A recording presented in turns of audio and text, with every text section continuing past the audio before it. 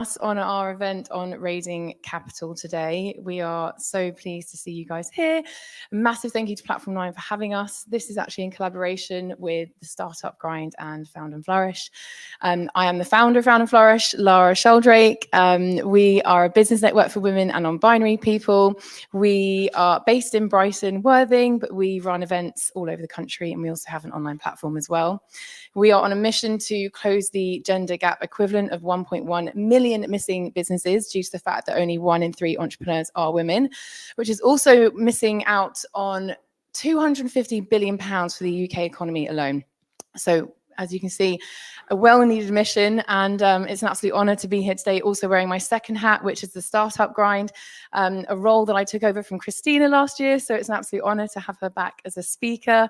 We are one of the world's largest startup events networks, and today we are talking predominantly about capital, raising capital, making money, fundraising in a way that's going to work for you as an individual. So I'm really excited to be talking to these wonderful speakers today. We'll introduce you shortly. And please do have some questions about your specific needs, challenges, and businesses.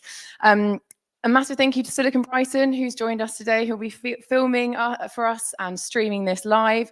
They are a fantastic network within Brighton. Please do check them out, predominantly focused on startups and tech within the Brighton space. Yeah, amazing. Okay, cool. Thanks, Charlie. So as a show of hands, who here has raised before?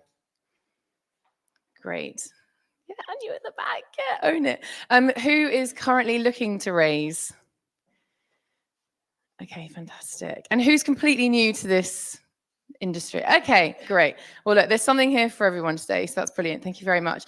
I would love to introduce you to our two wonderful speakers. So I will leave you both to introduce yourself. Christina May, it's such a pleasure to have you here. Christina, could you let us know a little bit about you, what you do, and your involvement in the investment fundraising space? Absolutely. Thanks for having me, Laura. So I'm Christina. I'm the founder of Southeast Angels. We are an angel investment network that invests in early stage startups. So anything sort of pre-seed seed, if that means something to some of you, at those kind of first, second funding rounds. We've been around for just over 3.5 years and have deployed just over 1.6 million in capital to various companies in different sectors. And really, we're just kind of on a mission to change the world of angel investing, really, beyond being an active group and investing in companies. We want to do things a bit differently, get more women into the mix. So yeah, really passionate about shaking things up. Thank you. Hi, I am May, and I am one of the founders of Eric. We are a creative careers app supporting young people into the creative industries. And I started Eric with my best friend, Sam. So we've been friends since we were 8 years old.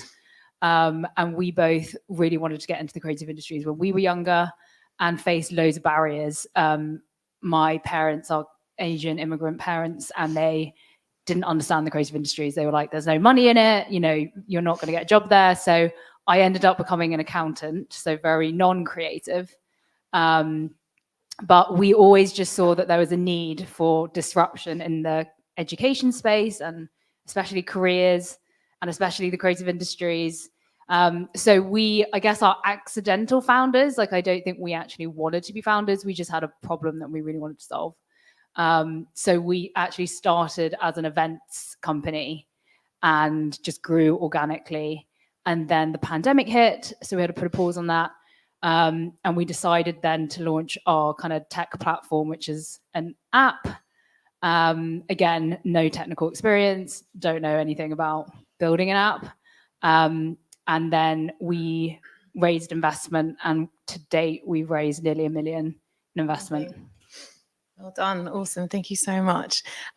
So just to set the scene then in terms of the landscape. So in 2023, venture capital investment hit $300 billion globally. So showcasing a clear confidence in the startup investment world. But we're not just here to talk about VC funding. We're going to be finding out about angel investing, fundraising, crowdfunding, and everything in between. Startups now access funding through a range of sources, so we'll be exploring those. But despite this progress, diversity in investors remains a challenge. So with data showing that only 2% of VC funding goes to startups led by women alone, and minority founders receiving even less than that, with only approximately 1% of venture capital fundraising. And it's even less for Black female founders. So there's some huge challenges there, and we're definitely going to be exploring some of those today. But I'd love to ask our speakers first, what's been your experience of the investment and fundraising world to date then? Sure. So I guess I can share from a few different sides of the table as well, because my background actually is in investment. It's in working with startups. I kind of went into it and figured it out as I went along. And I think it all looks so different from outside of it, and then being, on the investor side, I think it feels on the outside quite overwhelming and confusing. Like, how do you access all this kind of funding if you don't have the contacts? Once you're in it, you kind of realize actually it's all just people. You meet a person, they believe in you, and they invest in you, and actually becomes so much more simple. So I think that's one of the main things I've kind of learned over time, is that, don't overcomplicate it if you're kind of feeling overwhelmed going into the funding world. It's just people backing people. I've also raised some money for my business. I've kind of experienced it from that side as well. And again, it's all about kind of relationships. I think from what you said, Lara, about the diversity thing, there's definitely a huge challenge there. I will say that 2% of investment going to female founders is on VC stuff. So VCs, your kind of later stage, kind of company fund type investments, rather than individuals investing in a company. So angel investment, I think, is slightly more positive. I think, I don't actually know, nobody knows the stats, because angel investment isn't tracked, because it's individuals backing people. Probably more around like 20%, I would say, hopefully. Yeah. And it is getting better. It is changing. But yeah, I think at the moment, it is a tough world out there, I would say, for raising money, because of what's been happening in the markets over the last few years. It's been a bit of a correction on like how deals are formed, and what kind of investors are looking for in a company, right? There's usually this kind of the graph kind of goes like this, and then it comes back down, then it comes back up. And at the moment, we're kind of, we've stalled a bit, because there was a lot of money out there. There's a lot of activity, a lot of really exciting things happening in tech. And all of a sudden, a lot of that money is kind of stuck in those places. And so it needs to be freed up. So there's just, it's a bit harder to raise money right now from VCs. From angels, probably not so much. So yeah. Thank you. May. Sorry, what was that question? Your experience today of the investment and fundraising world, because I know you've raised through various sources, right? So we've only raised through angels. Okay. Yeah. And won a grant. Is that right? Or No. is that separate? Okay, fine. I don't think we have. Okay. No, it has only been angels. Okay. I think for us, like, I came into it, again, no experience, no knowledge of investment. And I thought that it was just one thing. Like, there was one type of investor, and you read all these resources, and the narrative is quite similar. And I think what you were saying, it's all very VC like linked. It's all like American mainly, like if you watch YouTube videos or articles and things like that. So I just assumed that VC was normal. And so that's where, you need to do the pitch deck, you need to do like all of these boxes that you need to tick. And so we tried to pitch to these VCs. I think honestly, we pitched to over 100 VCs and they all said no. And it's such a, it's so horrible when you get a no, because... Did they give you feedback? Did they tell you why they were saying no? Oh, it's just the same stuff. Like, you don't have any traction, you don't have a CTO, you're not tech founders, come back when you have more traction. It's always the traction. And I didn't even know what traction meant. So I was like, oh, okay. And so it was just so disheartening, because you're like, is it us? Is it the business? Like, there were a lot more kind of, I guess, negative experiences. And I was the one who was leading it. So Sam, we decided that actually only one of us should go for it, because it is a full-time job. But luckily I did have Sam, who continued to remind me how great what we've done, all of this kind of stuff. So we pushed past that. And then that's when we found out about angel investing. And we had a couple of angels before, but we didn't realize that we could just do angel investing. And so now we've solely focused on angels, and it's completely different. It's just a different, like you said, it's just more people, and it's more about finding the right person for you. And I think the VC narrative is only right for a very, very, very small percentage of businesses. I think they say 1% of business. Share a bit about why you think that is. What, that 1%? Yeah, like why you think actually for many businesses VC funding is not the route to go down. Because they're looking for very, very big businesses who are going to scale like so quickly. You want to be going global. It's like the Airbnbs, the Facebooks, those kind of things. And I think actually what I realized as women is that we actually tend to have smaller businesses, which is absolutely fine. Sustainable ones. Sustainable businesses. We started have a business. household, have a family. Exactly. Still enjoy what we do rather than being. That's it. And we've stressed. mainly started a business because we want to solve a problem. Mm. And I think that was the difference. That was the click for me, because I was like, oh, okay, that doesn't mean that my business is bad if a VC doesn't want to invest in it. And I don't want to go. I'm so happy a VC didn't say yes, because we would have gone down a different direction. And I 100% know they would have turned us into a recruitment company. And one person was like, will you change the name Eric? And I was like, maybe. I don't know. Will you give us money? But like the fact that, yeah, and you are like, you get so desperate. You're like, oh my God, like I need the money so badly. I'm just going to say, yeah. We had we had a couple of term sheets, and looking back, they were ridiculous. Like we had to pay the VCs every year as a fee. I mean, you probably know more about that, but yeah, it's just a completely different, and I just think no one tells you that. So yeah. Do you want to share a bit about I was just going to say, yeah, what that looks like? And just kind of to add on the VC point, I think, VCs are looking at it from very much like a mathematical equation. They're looking at it as they need to invest. They have this much money to invest. They're going to put it in this many companies, and every single one of them needs to have the capability to return the money of the whole portfolio. So only a few companies. So not only is, for VCs, so few companies are right for them, but also for you as a founder, like it puts you on such a different trajectory, because they're going to be pressuring you to do that. And even as an investor, as an angel investor, you could gain the same amount of return from investing in a company that, goes like 50 times the size versus a company that goes 400 times the size, because if there are less of the bigger investors in there, you get less diluted. Like there's a whole kind of formula behind this, but you don't have to be that kind of big company, even as a founder, to get a lot of, success out of it. Someone said that VCs invest in 10 companies and they only need one of them to succeed in order to return. So they don't really care about the rest if you fail, which I just think is so horrible for founders. And I guess some additional benefits then to working with angel investors is that they are more personally invested, right? Do you want to share a bit more about that experience of how the business changed and what that process was like finding the right angel investors? So I think it started with our first angel investor, who we essentially just cold emailed, and we basically got loads of, we hired someone on like Fiverr.com to scour LinkedIn and find emails for us. So we basically just did mass emails to everyone and anyone. And one guy basically just got back and he was like, yeah, that sounds interesting. Let's jump on a call. And he's based in America. I didn't know who he was. And he had recently sold his company. And he had 2 Gen Z daughters who were both creative, and he understood that they didn't want to have a corporate job, and he was, as a dad, concerned about like, what are they going to do with their careers?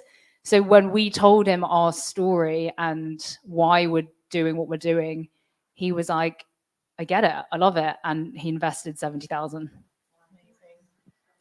And then from there, I think that's when we realized that, it's more about finding those people who resonate with your story. Similar, I guess, with what you were saying about VCs, is they're very much looking for the mathematics, the return. And we realize that we are not an organization who can deliver that right now.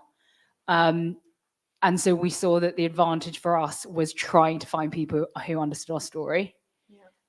So that was kind of what we went for, instead of actually going for the investors who say they're angel investors on their LinkedIn bio. Like, I realized that there's kind of lots of different angels, and there's kind of the angels who think they're VCs, who actively are at all of the events and all that kind of stuff, but I don't really think they have much money. And then there's the kind of hidden angel investors who are sitting on a lot of money, and maybe they're not actively going out to events and trying to find startups, but they're just waiting for the right interesting waiting for the right opportunity. interesting. That's great. I'll ask you a bit more about that in a minute, and how you'd advise other people to go about finding the right angels for them. But I'd love to hear from Christina a bit more about, for anyone who's new to the industry, what is an angel investor? How does it work? And what does that process look like from your side, obviously running a network of angels? Sure. So an angel investor is simply a high net worth individual. So somebody who's and who's interested in startups and business, right? So usually it's somebody who's had some success in business. They've sold a business. They've been, they've done really well financially, and now they want to get involved in these exciting companies, but they kind of don't want to start all over again. So like, I'm going to invest and get involved in that way. And also, obviously, there's a real chance for a big return. You invest at those early stages, you get a good deal, and then that company grows significantly over the next 10 years, and hopefully you get an exit. Of course, the numbers still are the same. It's like 10% of your portfolio as an angel returns the majority of your 90% of your returns. I think it's something like that. So you're still trying to do the whole diversification, but it's just more of a kind of personal element, and also you're doing it for the enjoyment as well. So you want to be part of that company, you want to support them, you want to open up your contact book, because it's kind of a unique investment where you can actually steer the success of your investment. You can actually say, don't do that. I've made that mistake before, or here's some support to help the company grow. And so, angel investors, it's kind of not really a structured industry unless you're kind of in an angel group, which is what we do. So we bring together these individuals who are kind of doing their own thing. A lot of them actually doing it as a side thing. They all have other things. They've got 3 businesses on the go, or they're retired or whatever. And we kind of bring them together and structure it a bit more, so we can evaluate the deals together, and we can choose founders and have those discussions, and it just makes the experience for the investor a bit more enjoyable and easier, because it can be quite overwhelming when you've got hundreds of founders reaching out to you on LinkedIn, like you kind of don't know how to evaluate them. And what else was in the question? I've forgotten. Just how it works. Yeah, how it works. Yeah, and I guess from from the audience's perspective, maybe like what stage should they be at to then consider angel investing versus maybe another form of fundraising to get them to that point? Yes. So, I mean, like angels can invest really early. You've got people backing people with just an idea, but usually that's when they already know the person, right? So otherwise you want to just have a validated idea at the least. So you've done something to prove that idea is, has legs, or you've built a credible team or something like that. So it can be pretty early, but it's worth noting again, just because we've talked about VC funding only being for 1% of the companies, angel funding also isn't for everybody. You want to have a company that you want to grow significantly still. It might not be that huge global company, but you want to grow it significantly, and there is a point of returning the money, so you are looking to sell it at some point. So that's really important. If you're not looking to do that, if you want this to be your baby and you don't want anyone's involvement, it could be advisors, but not really anyone as a shareholder, then it's definitely not the right thing for you. You are still going to have that accountability and that kind of, right, I need to make this a success. So I think any stage really with angels, and even later stage, you can raise from angel investors. Again, just remembering that it's, finding the right person who's interested and wants to back you. And I think we've kind of almost made it sound a bit easy raising angel funding now, but it's still just as hard. You still have to speak to hundreds of people. Yeah, do you want to share a bit about that process, what it looks like? I don't know, yeah, May, if you want to go first and hear it from Christina as well. Yeah, there's lots of, so now we have maybe 20 angel investors, and lots of different ways we found them, but definitely cold calling, cold email, cold LinkedIn messaging. For us, it's a numbers game. It's basically how many people can you tell about your business, and because otherwise no one's going to know that you exist. So you can't really just assume that people are going to come to you. So like I said, we would just pay these people on Fiverr.com and they do a brilliant job. Don't know if it's against GDPR, but they can create email lists for you based on criteria. And then you can send out mass emails, but they look personalized. I'm interested to know what the criteria is if you're not necessarily looking for angel. Like, is it specifically angel, or like, do you have any kind of tips on what that criteria Yeah, might so be? either it's like, they work in the creative industries, for example, or you could do it like they've sold their business in the last 5 years or something. Like you Wow, can it's find quite specific. you can be quite amazing. specific. On Crunchbase you can see like who sold their company. Yeah. But I think again for us it was actually, again, we didn't know who we were going to reach, so it is just like you were saying before, like timing. It is the timing of meeting someone and at that moment in time they are open to invest. So I think it is a numbers game, and it is. And then other things are asking other founders who their investors are. I always find asking other founders a lot better because they understand how hard the process is. So they, will be happy to help you. So yeah, networking events, maybe not so much. Again, I personally, I find that the investor events, like when they say that there are investors there, they just tend to not actually have any money and just like to say they're an investor.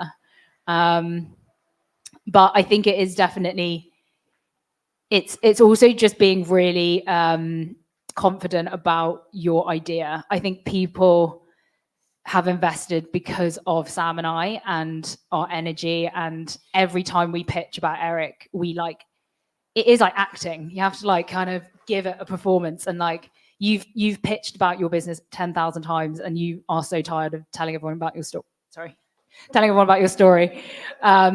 But you have to just bring that energy because they are basically investing in you. So Sam actually pitched on one of your roadshows and won. She did, yeah. And what was the feedback as to why she won over the others? Because obviously, God, it was a while ago now, so I don't know if I can remember. Sorry, I'm putting you on the spot, aren't I? No, it's fine. Yeah, so our roadshows basically is where we kind of, because everything we do is like exclusive to our group, so we don't, it's not live. But the roadshows are just a way for us to go out and network and just find founders, actually. And so we did one in Brighton, and I mean, that was a pitching competition, and your pitch was just brilliant. And, you've pitched to our group before, and your pitch is just like amazing. And I'll just add to what you said around like, it's about how you deliver it and the people. It's 100% about that. When we currently look at about 50 companies a month to then select 4 to present to our investors. And we're always trying to find ways like, how do we speed this process up? Because we're getting more and more applications, and got a scoring system, all this kind of stuff. But really, you don't know anything until you meet the person. So we're looking for the basics, but then it could be like almost like a boring pitch deck or something. And then I meet them and I'm like, this is amazing. Like I love this random idea. And so it's all about people in this kind of world. And yeah, I think that's, if I remember correctly, that's kind of what happened there for sure. Because I think the thing with investment again is like, if someone says no, it's not a bad idea because no one knows whether your company is going to be successful or not. Like no one knew if Airbnb was going to be successful. You've just got to convince the other person that you see the same future. And that's basically it. It's just trying to convince Selling someone the else. vision. Selling the vision. Absolutely. What was the woman's name who founded Canva? Melanie Perkins. She got 100 VC no's, and now she's one of the richest self-made billionaires in the world. And it's amazing. Like, just because you get a no from that many people doesn't mean, like you say, it's any less validated or not going to be a success. And it is about selling that vision. Absolutely. So I would love to know, you mentioned Crunchbase, for example, and Fiverr, just to get a bit practical with some of the resources that you've both sort of used and applied to growing your businesses in different ways. Are there any other? Yeah, I've got another one. Yeah, LinkedIn Helper. Oh yeah. So is that a secondary platform? So it's a tool that you can use, and it basically you log into your LinkedIn, and again, you give it a criteria. So you say, people based in Brighton who work in advertising or whatever it is. And then this bot adds all these people for you. And then if someone accepts your invitation, it then automatically sends them an email, a DM, a LinkedIn DM through LinkedIn. And so you could do this for sales as well. And so we did that for our most recent investment round. And our investor invested all of the money, 250,000, just from my cold LinkedIn from LinkedIn Helper. Wow, that's incredible. That's amazing. And how about you, Christina?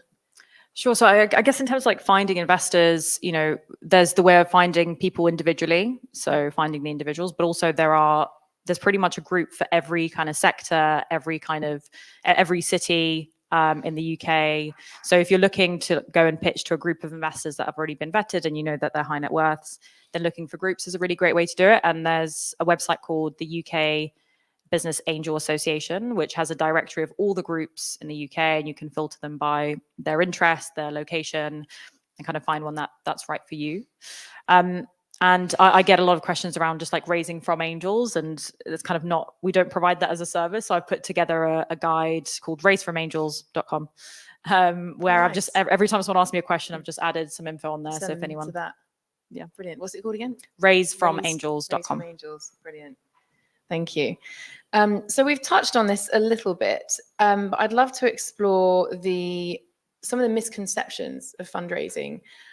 We see such a glossy picture painted when it comes to sort of VC fundraising. And I think you're absolutely right to say, look, that is if you are prepared to scale, go global, and commit to that kind of ROI in a relatively short space of time sometimes, which can cause a huge amount of stress. People end up falling out of love with their businesses. You know, it's such an important conversation to have. And I do want to explore some of the other fundraising options, but just sort of leaning on that kind of theme, what are some of the key misconceptions that you've come across, whether it's a misconception that you had that then you kind of realized wasn't so, or some of the key things that you hear come up time and time again in conversations with founders raising?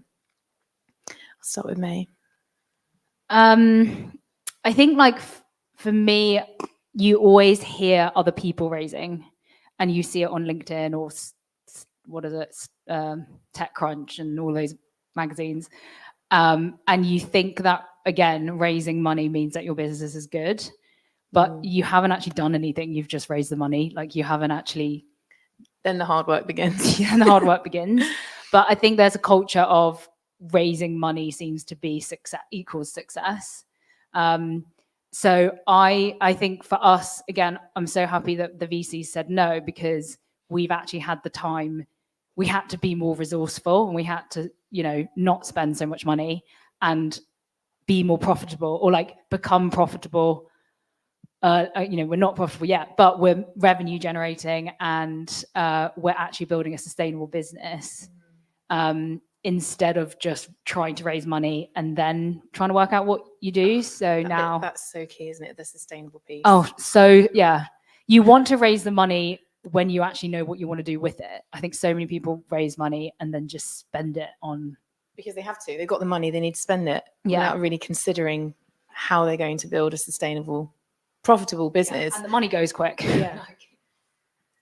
Interesting. Thank you. How about you, Christina? I feel like I just have to echo what May said, and we kind of that'll be my point, because there's a huge shift happening in this space right now. People are starting to realize that raising venture capital isn't right for everyone. Like people are starting to realize that, and actually even there's just so many different options out there now, you know, and debt funding is a great option if you can get it, and figuring out your business and bootstrapping for as long as you can. Like I know I'm from an investment group, but you know, if every time we see a company that's managed to do an amazing amount and they've bootstrapped it and they haven't raised money, that's even more impressive. And then you get to maintain more of your shareholding as a founder. So yeah, I think that's the biggest like misconception today, is that venture capital is the only way, or that you have to do it to be successful. But yeah, we're seeing definitely a big shift to companies just focusing on profitability and using that to fuel growth. So important, isn't it? For sure. Great segue into the next question, which is exploring the variety of fundraising options. So you mentioned debt fundraising, and bootstrapping, which isn't fundraising, but it's building the business bootstrapped. Could you maybe just go into a bit more detail about what those different options are? Yeah, sure. I mean, I'm sure everyone knows about debt funding. It's obviously really hard to get as a startup. I think that's where angel funding works. It's like if you've got this crazy idea that a bank's not going to give you money for, and you literally cannot get it off the ground. You can't build this prototype without money. And I think that's where angels work really well. But in most other businesses, you can figure something out, have that kind of founder hustle to get it to some point where you can get some kind of debt funding. And remember, the debt funding doesn't have to come from a bank. It could also come from a person. So instead of giving away shares in your business, you could raise debt from an angel. And a lot more people are now starting to explore that, or maybe a mix of the two. And you can create these contracts in so many different ways. I know people who've raised debt funding from investors and they haven't been able to pay it back, but they've kind of, it kind of shifts into being an equity kind of investment if they can't pay it back. So there's so many different options there. And again, I think you can be almost as creative as you want. Just it's about finding that person or that company that can back you, and just talking about what is it that you need, what can they offer you, and creating your own type of funding. I think that's, it's very important to look at. Grant funding is a huge one, but I wouldn't rely on it, to be honest, because it's so stressful, and not all businesses, again, fit into that. Stressful because the long process, not knowing if you're actually going to and I think get it. Yeah, and I think if you become too reliant on grant funding, that can put you in a tough spot as well. I mean, it depends on the business, right? Some businesses are just so perfect for grant funding because they've got IP and they're doing something really innovative, and you absolutely should make use of them, especially the initiatives where you can get match funding. So if you get the grant funding, if you raise the funding in another form, and it's brilliant for everybody involved in that sense. So and there is I'm trying to think what the company is where you can go and look at all the different funding options. Not sure. Swoop. Swoop is called. There is one called Funding Options, but there's one called Swoop that actually covers fund, like grant, equity, debt. At the end. Yes. Swoop. Great. Yeah, worth having a look at that, and they recommend you to people as well. Thank you. Fantastic. You touched on this, Christina, how the landscape is changing. Would you mind sharing a bit more about how it's changing, maybe over the last couple of years? Have you seen a big change since before COVID? What have been the influences that have caused the landscape to change? Yeah, I think the biggest thing that's changing is that everyone panicked for a bit because the markets weren't great, and a lot of the money that VCs have invested into companies haven't returned the money yet. So the people who invest in the VC funds don't have their money back. The VCs can't raise more money, and it's a whole money stuck somewhere. So there's that's happening, which means people are looking at companies and thinking, we want to invest in companies that actually are sustainable, have know how they're going to make profit, rather than just let's just grow this as fast as we can and make a whole kind of mini ecosystem within that company. So I think that's one thing, and people just being more realistic about companies. The other thing that I think is really exciting is there's a huge wealth shift happening, and I feel like everyone's kind of, maybe only in my world, talking about this wealth shift to women that's happening in the next decade. But recently we did an event with a wealth company who did a whole report on this, and statistically there's a huge shift happening in terms of money going to women, which means hopefully more women investors, and also the next generation coming into the investment world, which means a whole shift in what people want to invest in. We talked about it's about stories and connecting on the same future. Yeah. And the next generation is going to have a whole different view of what they want the future to look like. And it's more around social impact, and I think sustainability is So impact is I'm seeing even all of our investors who are from a variety of generations. We don't need Gen Z investors yet, but they are all really interested in impact. It's hard to invest in impact actually as an angel. That's a whole other story. And healthcare is a huge one because people are starting to, realize how important we need to invest in that. Yeah. And there's a lot of new technology that's opening kind of new possibilities there as well. So yeah, I think we're going to see a real shift into where kind of money is going into in the next decade. And could you explain, because I saw something recently that a legislation had changed, which changed the threshold of high net worth individuals being able to invest as an angel, which potentially widens the gender gap more from an investor perspective, because obviously the percentage of high net worth women is lower than men. Could you just explain, give you a bit of context to that? Because I think when they altered it again, they changed it. Yeah, they've changed it back. Oh, they've changed it back completely. Right. Okay. Yeah. Well, But what I think everyone because of all the uproar and the fact that it was Yes. not working towards equality. Okay, fantastic. So just to give you kind of, there's a whole thing Bit that of happened, but context. just to give you one part of it is basically the main thing that people were upset about was basically you need to be a high net worth to access investment opportunities a lot of the time in order for it to be, not negligible, for example, from our side. A high net worth was somebody who earns 100K a year in income, and they increased it to 170. And what everybody was upset about was they looked at how many women earn 100K versus 170 and how it completely lowered the amount of women that can start investing.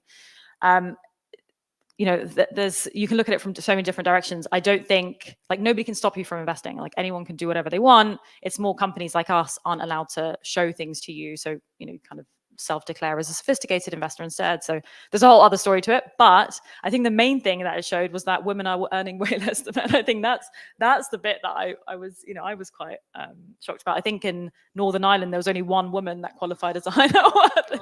I know. So that I was like, if anyone's gonna be upset about anything, it's not who can invest, because anyone can do what they want. It's actually just the stark realization that we still have a massive problem. But it's been changed back. So good. No harm done. I was just going to say, like, one of the things that I think is really important to know about angels is the tax incentive for high net worth tell us about that. individuals. So it's called SEIS and EIS. I'm sure Christine will know all the details, but essentially, if you invest in a startup and you're a high net worth individual, you get a huge tax relief. So 50% of whatever you invest is like non-taxable, and you also get no capital gains tax. So technically they're not actually investing the full amount, they're only investing half of the amount. So it's such a great incentive for angels. So also understanding that and kind of using that when you go into pitch is really, really good, because you can only raise up to, I think it's 150,000 SCIS. Increase it to 200. Oh, have they? Oh, great. So if you're a kind of early stage startup, angels prefer that than kind of people who have already raised money, because they get that tax incentive. Yeah, that's really good to know. Thank you. And then from your perspective, May, when was the first time you raised money? I think you may have said I think it was 2020. 2020. Okay. Yeah. So how have you seen the landscape change in that time? And are you looking to raise again? No, so we just raised. So you just raised the 250 from one individual. Yeah. Okay. And so you're done for now. Done for now. What was that? How's the experience changed from the first time you raised to the most actually recent? like it was mainly men, and then only recently we've had three female founders. House being one of them, Emmy one of my friends. Faust, yeah. So I've definitely seen more women. We pitched to more women, which is great. I think there were just more angels. I don't know. I mean, I think it's just like angel investing is now being a little bit more. I think people with the tax incentive and everything, more people are becoming angel investors, and our ticket sizes. We have investors who have invested £5,000, and we've had investors who, have invested £250,000. And so for us, it's quantity and quality. But we've had people who we didn't even think would invest, and they did, like small ticket sizes, which is fine. So yeah, I think it's like I would never have guessed who our investors would have been looking forward. But looking back, it's been quite interesting. Love that. We've got a few more questions left, but time is running away with us. I just wanted to ask if anyone had any initial burning questions before we move on. And if there are any on the YouTube comments, please let me know. But how's everyone doing? Learning lots? Yeah? Claudia, go for it. Yes. Hi. So May, you mentioned obviously you've got 20 angels, which is amazing. My question to you is, how did you allocate the equity based on that? Or does everyone have equity, or how does that work? Because obviously you mentioned £5,000 investment to 50K. Yeah, how have you managed to organize that? Yes, very good question. So they all have equity. But we had different valuations, so it depending on when they invest. So I think the first investment or valuation was something like 1.5 million, and now I think it's 3.5 million, maybe. I actually don't know. But I think valuation is a very finger in the air thing as well. I think it's really hard to value your business at such an early stage. I see valuation like valuing a house. That there isn't actually a right valuation. It just depends on who would buy it at the time.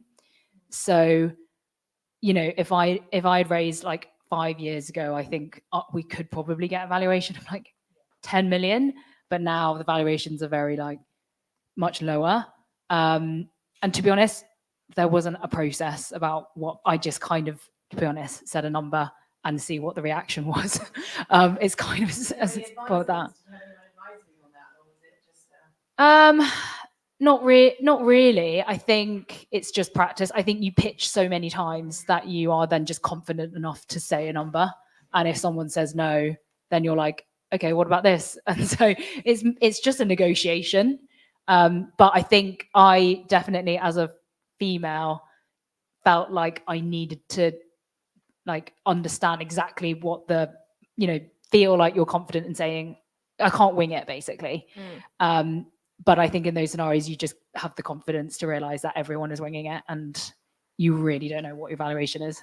Did you have any resources that you looked at in order to feel informed about how to negotiate that? No, just practice. Okay. I genuinely think it's just pitching, practicing, like having people come at you like in a, defensive way. Like it's just having that confidence to be like, no, I know what I'm saying. And cool. Great. Thank you. Thanks. Anyone else got any questions? Is anyone now thinking angel investing? What's your name? Jonas. Hi. Really interesting discussion. And one funding avenue you didn't mention was crowdfunding. Have you considered that? We did consider it, but our users are 16 to 25. So we just didn't think that they had the money to spend. But I have heard great things about crowdfunding. I don't know if Christina has much knowledge on that. Yeah, I mean, one thing to know about crowdfunding is obviously you have to raise quite a lot of the money up front yourself. So I think with a lot of them now, you have to have like 50, 60% committed before you even raise on the platform. And the rest is basically it's better to look at it as a way to top up your angel round, I would say. And they have higher fees on crowdfunding as well. So it's worth noting that. So there's a few kind of things like that to look into. It is, I would say, I think companies that struggle to raise VC funding or struggle to raise angel funding, crowdfunding can work really well, because if you're like a B2C business that has, a lot of customers that might be on that platform, it's just, it's a great way to also market your business, right? I've done quite a bit of investing on crowdfunding just for fun, just to kind of, dabble in a few things. You run a whole campaign around it, don't you, as well? So there's... Yeah, exactly. So it's like marketing and funding at the same time. Yeah. Can you share a couple of platforms? So there's two of the main ones. So Seedrs and Crowdcube. I think it's a lot. It takes a lot to put It's into a lot of campaign, effort, a lot of a lot of energy. effort. We can see a second round. Yeah, I'm about to do it again, but I'm kind of going for more like raising from the community. So it's oh god. Thanks. I've crowdfunded before, and it was only a kind of really small amount when I was starting my business, and now I'm kind of 4 years in, and I'm looking for investment. But I've also built this really good community. So I've decided as a way of kind of getting an injection of money in, I want to crowdfund again through my community. So kind of rewards and things like that, rather than, I know there's different ways to crowdfund, right? So there's crowdfunding with investors, and then there's crowdfunding. Yeah, so I was referring to equity crowdfunding. Yes, and there's Yes. also reward crowdfunding where you basically, it's like pre-sales. Yeah, so that's kind of what I'm doing again. So hopefully it will go well. Good luck. Sure it will. Thank you. Janice, I didn't ask, do you have any other questions around that? No, not around that. Another question, though? Well, it's more of a personal thing. So I've raised money from two different angel organizations. One is Cambridge Angels in Cambridge and Oxford Capital in Oxford. Both were quite differently organized. So I'm interested in hearing now, since I'm actually living here, I might get back to you. How are you organized? Yeah, I mean, it was for such a broad question. I don't know what you want to know, but I mean, I know those groups quite well, so I guess I can tell you what's different about us. Yes, So- because to me, Oxford Capital was very, very structured and very difficult legally to even get them Yeah. like in bed with you. While Yeah. Cambridge Angels, they each invest individually, and it was an easier path. Yeah, so both of those organizations have been around for a long time. They're kind of veterans in the space, right? We've been around for less time. I think we do things slightly differently. In terms of how we're structured, each of our individual members decide individually if they invest. So they don't all need to say yes to a company for us to go ahead. Our behavior kind of acts as a group. When it comes to the actual investment, each individual person puts in their individual check in the company. So hopefully that answers one of the questions. And yeah, we try not to take ourselves too seriously, kind of try and make the process a little bit less daunting for the founders. And because we're quite small as well, we tend to move, hopefully faster. Yeah, I don't know if there's any specific things that I don't know what else you would have I can experienced with vouch them, for but- SEA. You guys were the best process, I'd say, in Angel Syndicate. Oh, nice. Great. Thank you very much. Anyone else got any questions at this point? No? Yeah, you look like you might have a question. Go for it. It's not exactly a formulated question. So it's our concern, I guess, in thinking about if we're anywhere close to talking about anywhere close to looking into investment would be about how much we'd have to dilute or compromise our kind of creative vision for the company at this early stage, because we've only been going together for a year. It's not me. He's doing something similar. Yeah, so it's that, and it's interesting. I'd love to hear from your perspective as what I'm currently in the UK, the Creative UK Female Founders Programme. And a lot of the kind of messaging coming at us through that is don't get investment too early. And everything that you guys were just saying that's about just really build your profitability first and not give away shares too early and all of that makes sense. But there are lots of other ways I could justify our need for investment at the moment. So yeah, I'd really like to know if there's a flip side. If we're kind of being a bit scared off the idea of investment because we're still in our kind of we're building on the passion that we have for what we're doing, and it feels very important to maintain our own values and vision within that. Yeah, I mean, I can share kind of on a few of those perspectives. I think one, you can get any kind of investor. So some don't want to be involved at all. So you can get an investor that says, I'm just going to put the money in and you guys do whatever you want to do. So it depends who you find, and it's about finding the right person for you.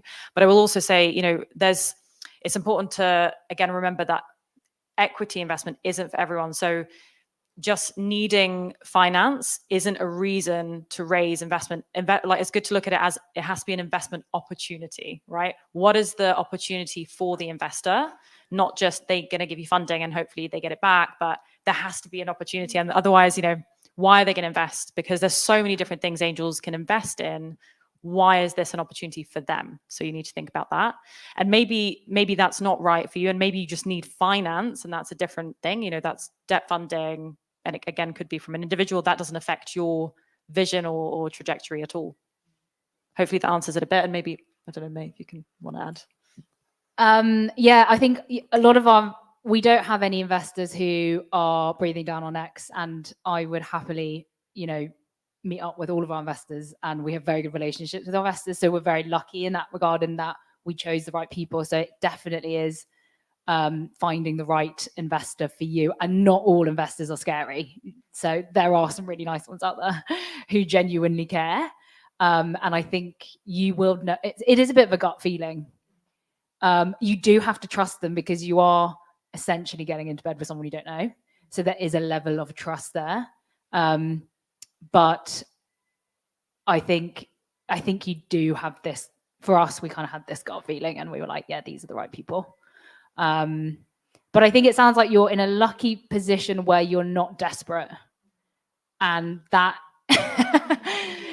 Whereas I think a lot of founders are desperate because they literally have £5 in the bank and their business is going to go under.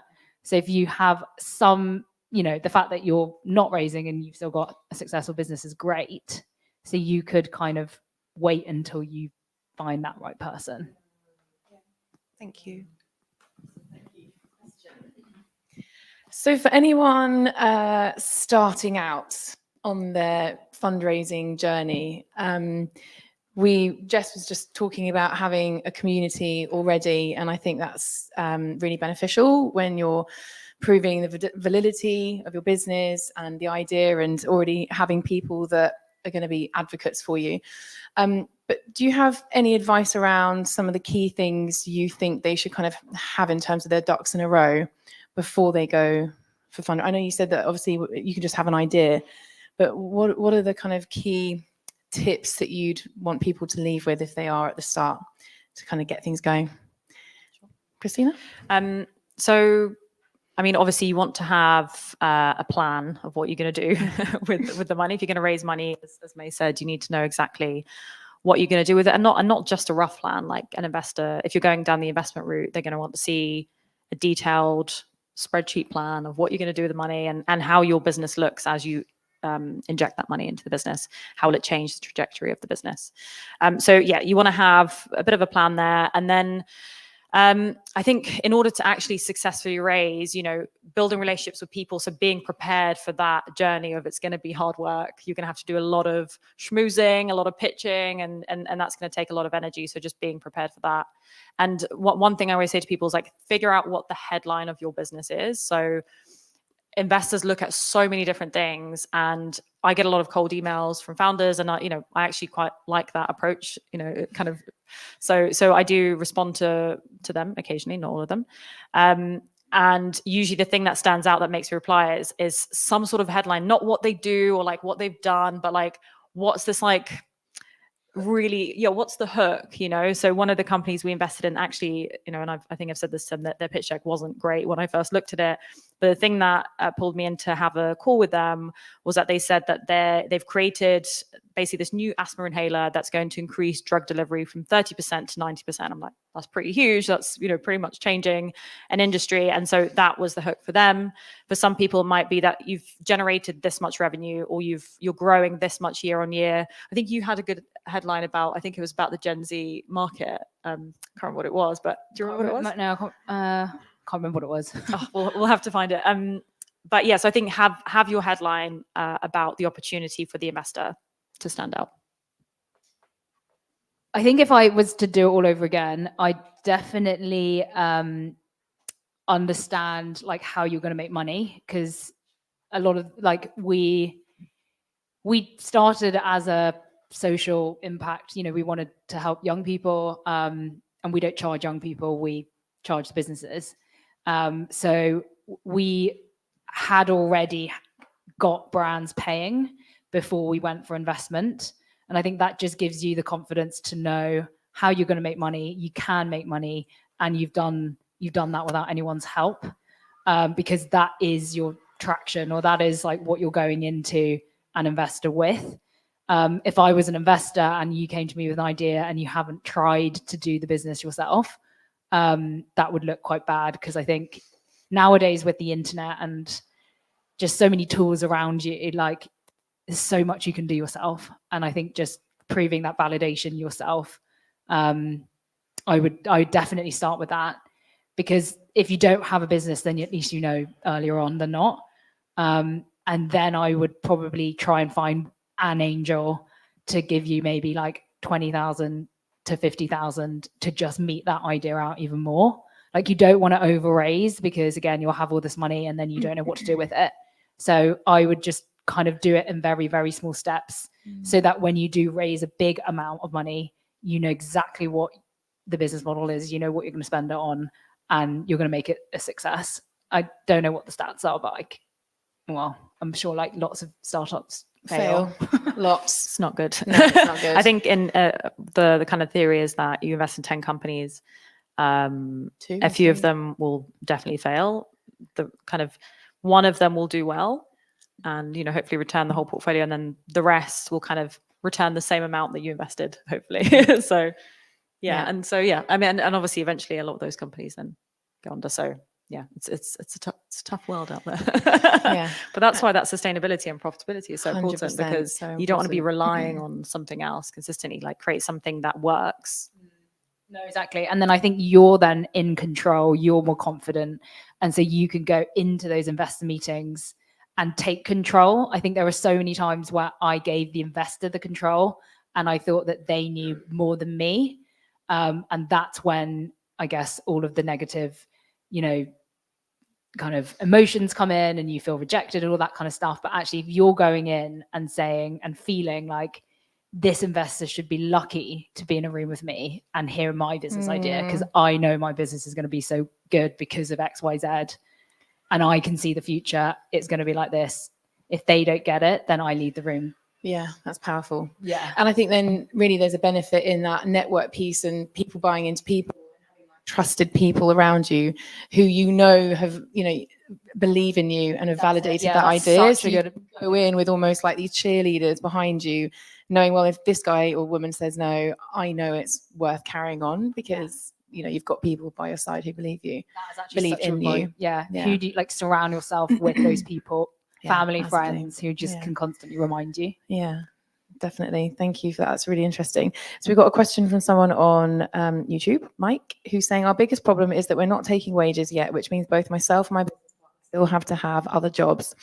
Is funding possible to cover our pay, or is it just for the business? And then he goes on to say, basically our issue is not having the time we need to grow the business, as we still need to work our jobs to pay the bills. And I'm sure so many people in this room can relate to this challenge. What would be your answer to that? Just from the investor side, absolutely. Like, it's there to cover the founders' pay. Absolutely, obviously not putting people on huge salaries, but to be able to, because the founders are basically the core part of the business. With the founders, the business doesn't exist at that point. It's an expense, right? To build a business. 100%. Your time. So we have people coming to us who are working, who say, after this investment, I'm going to commit to working full time. And if somebody isn't committing to working full time after we make the investment, then we wouldn't invest. So we're very aware that that's normal. So yes, I guess that's the short answer. I think that's a red flag if an investor says you shouldn't take a salary. Like, we definitely take a salary, and a salary that actually pays your bills, not like minimum wage. Well, you need it, don't you, to be able to fully invest your time and energy and expertise into the business. They need you to survive, otherwise. Yeah, exactly. The right investor won't push you on that, for sure. Hopefully that answers your question, Mike. Thank you for your question on YouTube. Right, back to my questions. We are almost at the hour. So I think the last thing, I just want to follow up then with basically an overview of what we talked about. So I think people connecting with people is really key. Like, it's about relationships. It's about networking, not necessarily to raise when networking, but actually getting to know other people in the industry, knowing that you're not on your own, finding those cheerleaders, getting that insight as well.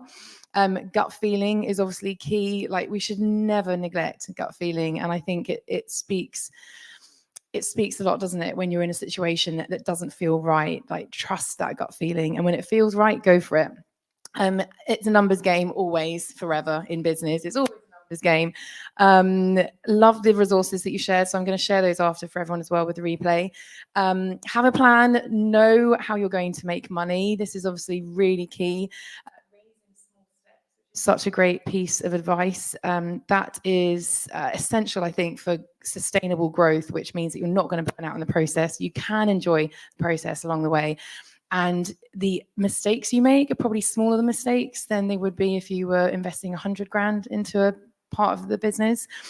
Headline of your business, have a hook, have something that makes you different. Love that example from Christina. you're making proof of growth year on year, and also storytelling, which we didn't really touch on, but I think storytelling is so underestimated. And when you can talk about your story and share who you are, your why, your drivers as to why you're building this business and what it means to you, people connect with people on that human basic level. So embrace that story and be really confident sharing it. Thank you so much, both of you, for sharing your insights today. It's been so interesting. Could you let everyone know how people can follow you, find you, support your work, join your syndicate, support Eric? Well, you can download the Eric app for free if you have any younger siblings or daughters, sons who want to get into creative industries. And I'm mainly on LinkedIn. So yeah, find me on LinkedIn. Connect with you there, May Yip. May Yip. Yeah, we'll put the screen up I think after. I'm the only May Yip around. They'll find you. Christina. And I'm the only Christina Pericati on LinkedIn, I think. So I'm sure you'll find me. But yeah, our website, southeastangels.co.uk. So if you're raising funding, you can reach out to us. If you just want to ask a question, obviously reach out to me on LinkedIn. And yeah, I mentioned that other resource about raising. So because when people ask me, I just send them that for free because it's it's more perfect. helpful. We'll add that in. Great, thank you. Thank you. So we have some time now. Does anyone have any final questions? No, I think we've covered quite a lot. But if you have any questions after today, please do connect with the wonderful women on the panel on LinkedIn. Feel free to send us an email and a question, and we can always follow up. We have about half an hour to an hour, depending on how long you want to stay here to finish the food, have some drinks and mingle. So I think one final question for May and Christina is any practical tips for people who are looking to network, build their network, talk about their business, potentially raise. Any tips from your experience networking and being in environments like this?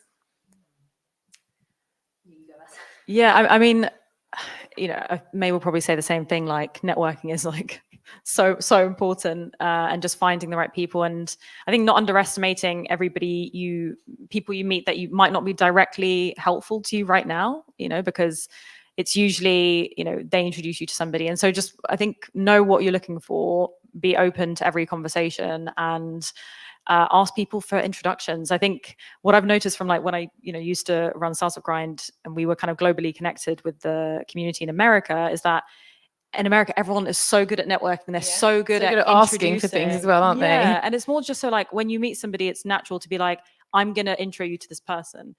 I think in the UK, we're a bit more conservative, these are my contacts. You know what I mean? So something I've learned from that community is just to be more open and intro people because you never know what's going to come back. So yeah, hopefully you guys can intro each other to somebody useful today. Yeah, no, I definitely agree with that.